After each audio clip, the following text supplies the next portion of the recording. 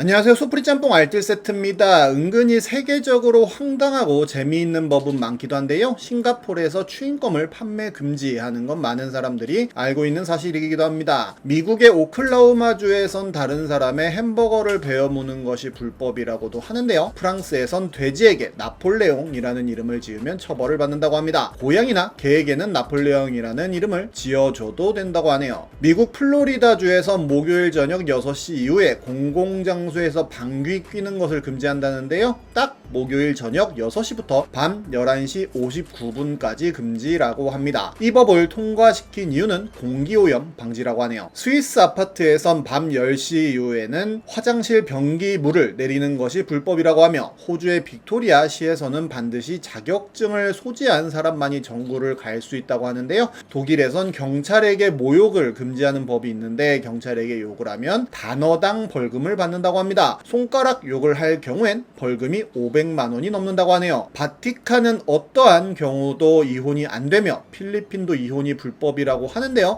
필리핀은 배우자가 무슬림이라면 이혼할 수 있다고도 합니다. 홍콩에서는 남편이 바람을 피울 경우 아내가 남편을 죽여도 법적인 처벌을 받지 않는다는데요. 단 우발적으로 남편을 맨손으로 죽여야 처벌을 받지 않는다고 하며, 계획적이거나 흉기를 사용할 경우엔 살인죄가 적용된다고 합니다. 이번엔 이렇게 정말 어이없는 법과 재판 등을 모아봤습니다. 그럼 한번 볼까요? 첫 번째는 음주 측정 거부한 채 시속 165km로 질주하다 택시기사 사망시킨 사건의 판결입니다. 범인은 올해 3월 10일 새벽 3시쯤 서울 중랑구의 한 도로에서 술에 취한 상태로 음주 측정 명령을 하는 순찰차를 따돌리고 약 시속 165km의 속력으로 도주한 혐의를 받는다고 하는데요. 당시 범인의 혈중 알코올 농도는 면허 취소 수준을 훌쩍 뛰어넘는 0.145%였으며 해당 도로의 제한 속도는 시속 50km였다고 합니다. 그렇게 과속하던 범인은 차선을 변경하던 택시의 후면을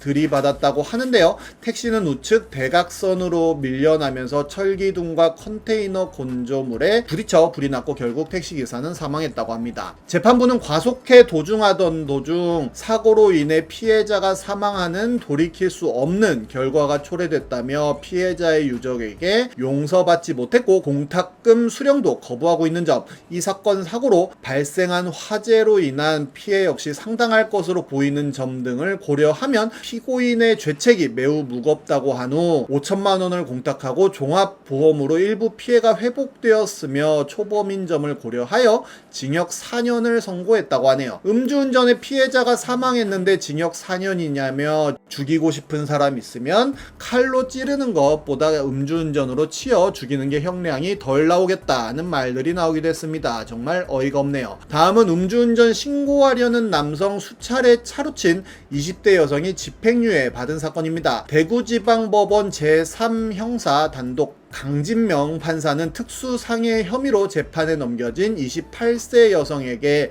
징역 8개월의 집행유예 2년을 선고했다고 밝혔는데요. 그 여성은 2022년 7월 대구 수성구의 한 아파트 주차장에서 30대 남성이 자신을 음주운전으로 신고하려고 하자 그 남성을 수차례 차로 밀어 넘어뜨린 혐의로 기소되었다고 합니다. 피해 남성은 이로 인해 약 한 달간의 치료가 필요한 부상을 입었다고 하는데요. 가해 여성은 운전 부주의로 인한 사고였다거나 남성이 먼저 자신의 차량에 뛰어들었다고 주장했지만 판사는 이를 받아들이지 않았다고 합니다. 판사는 피고인이 진정한 반성을 하고 있다고 평가할 수 없다며, 죄질이 좋지 않고 피해자는 피고인에 대한 엄벌을 요구하고 있다고 하여 큰 처벌을 줄 것처럼 뜸을 들였지만, 피해자가 피고인을 음주운전으로 신고하겠다고 하자 두려운 마음에 이 사건 범행에 이른 점으로 보이는 점, 피고인이 특수폭행 행위 자체는 시인한 점 등을 유리한 정상으로 참작했다며 집행유예형을 줬다고 하네요. 특수폭행의 음주운전에 반성 안함에 합의 안함, 사관왕을 달성했음에도 무서워서 그랬을 거라며 집행유예를 준 희대의 판결이 아닐 수 없을 텐데요. 이 강진명 판사는 음주 과속에 매우 관대한 것으로 알려졌는데, 대구 시내 도로에서 과속을 하다가 2명이나 숨지게 한 60대 여성 운전자가 1심에서 집행유예를 선고받았다고도 합니다. 이 여성 운전자 운전자는 2021년 제한속도 50km인 대구 시내 도로에서 156km의 속도로 BMW 승용차를 운전하다 신호대기 중이던 59살 운전자의 스포티지 승용차를 들이받는 연쇄 추돌 사고를 냈다고 하는데요.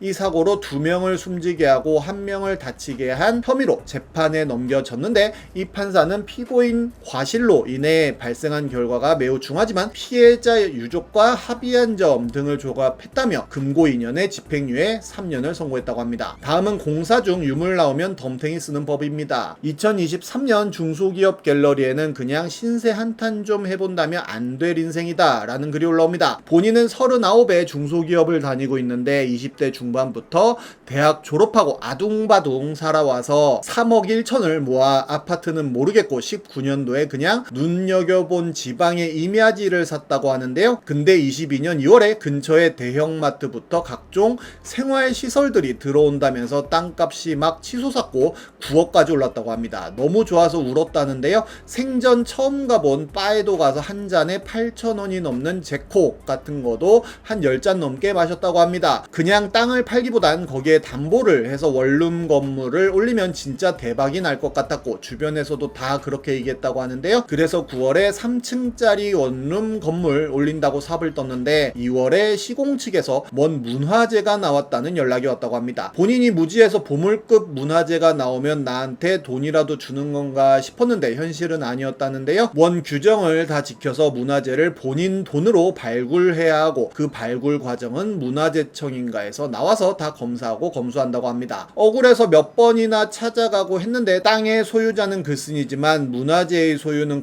라고 했다는데요. 문화재마다 다르지만 평균 20에서 100만 원 정도가 나오는데 공사 밀린 거랑 발굴하는데 드는 비용만 몇천이라고 합니다. 나한테 왜 그러느냐고 하소연해도 공무원들도 어쩔 수 없다고 했다는데요. 변호사도 찾아가고 자문도 받아보고 했는데 다 소용없었다며 그냥 내 땅에서 문화재가 나오면 그냥 엿된 거라는 이야기와 함께 어느 변호사분은 같이 울분을 토해주면서 이럴 거면 그냥 불 지르고 뒤져버리는 게 낫지 않냐는 식으로까지 이야기해줬다고 합니다. 아무튼 인생 망해버렸다며 며칠 전엔 술 처먹고 그냥 밤에 몰래 가서 문화재 망치로 다 으깨버릴까 싶더라며 마무리를 하는데요. 제도가 있다 보니까 문화재 보호는 지랄이라며 나 같아도 다 으깨버리고 소각한다 하는 댓글에 글쓴이는 본인은 몰랐다고 보물급이 출토되었다길래 본인도 기뻐해줬다며 전화 왔을 때 와 그거 참 잘된 일이네요 라고 했다고 하며 그거 들었을 때 사람 몇 명 대동해서 싹 부셨어야 된다며 기껏해야 벌금 몇백일 거라는 댓글이 달리기도 합니다. 그래서 유물 나오면 그냥 다 깨부셔버리고 건물 올린다고 하는 댓글에는 죽을 날만 기다리고 있다는 댓글을 남기기도 합니다. 스페인의 우베다에 거주하는 후안 프란시스코라는 사람 역시 주택을 하나 사서 리모델링을 했는데 3층 다락방의 벽을 철거하는데 이런 유물 같은 게 튀어나왔다고 하는데요. 2층 역시 철거했더니 거대한 문과 베드로상이 나왔다고 합니다.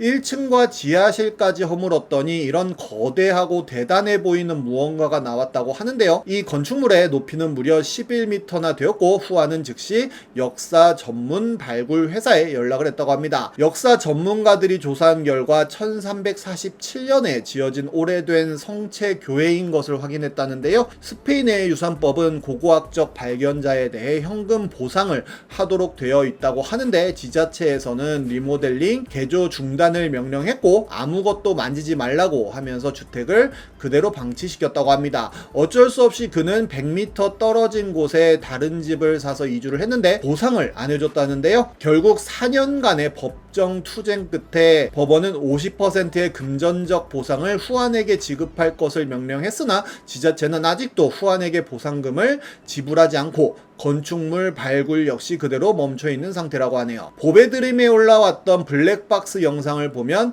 차는 정속으로 가고 있었는데 학생이 중침하여 뛰어오다가 부딪히는 장면이 찍혔는데요. 무단횡단 남학생을 치는 사고가 22년 6월에 났는데 23년에서야 결론이 나서 무죄 판결을 받았다고 합니다. 사고 후 아이를 119 구급차 불러 병원에 보냈다고 하는데요. 아이는 사고 당일 금요일 병원에 입원했는데 월요일엔 농구하고 있었다고 합니다. 합니다. 경찰과 보험사는 불박차 잘못이라고 했지만 억울해 즉결 심판 후 정식 재판을 받았다고 하는데요. 남학생 대인 보험 접수는 취소되었고 9개월간 개고생했는데 경찰은 차주보고 무죄 받기를 바랬다는 황당한 소리만 했다고 합니다. 아이 부모에게 불박차 수리비를 보상받을 예정이라고도 하는데요. 이런 간단한 사고 9개월간 얼마나 사회적 낭비가 심하냐며 이런 건 경찰 선에서 처리 안 되냐면서 명백한 위법 무단횡단 아닙니까? 라며 마무리를 했는데 그 9개월이라는 기간 동안 불박 차주는 정말 피말리는 경험을 했을 것도 같네요. 미국 역사상 가장 수치스러운 판결이라는 평가를 받는 판결로 1856년 흑인 노예였던 드레드 스콧이 자신의 주인을 상대로 걸었던 사건이 있었는데요. 노예제 폐지주에 왔으므로 본인과 아내 두 딸이 자유인이며 미국 시민의 정당한 권리를 갖는다고 주장했지만 재판부는 아프리카계 이주민들과 그 후손은 애초에 미국 시민으로 인정받지 않는다며 원고가 부적격하다는 지적과 함께 아예 사건을 기각시켜버립니다. 이 폭풍은 굉장히 컸었는데요. 노예제 폐지론자들의 강한 반발을 불러왔고 분노한 표들이 노예제 폐지를 주장한 링컨으로 결집하게 만들어 링컨이 당선되고 남북 전쟁의 발발에도 간접적으로 원인을 제공하기도 합니다. 정말 판결 하나가 얼마나 중요한지 알려주는 케이스가 아닌가 싶기도 하네요. 지금까지 속풀이 짬뽕 알뜰 세트였습니다.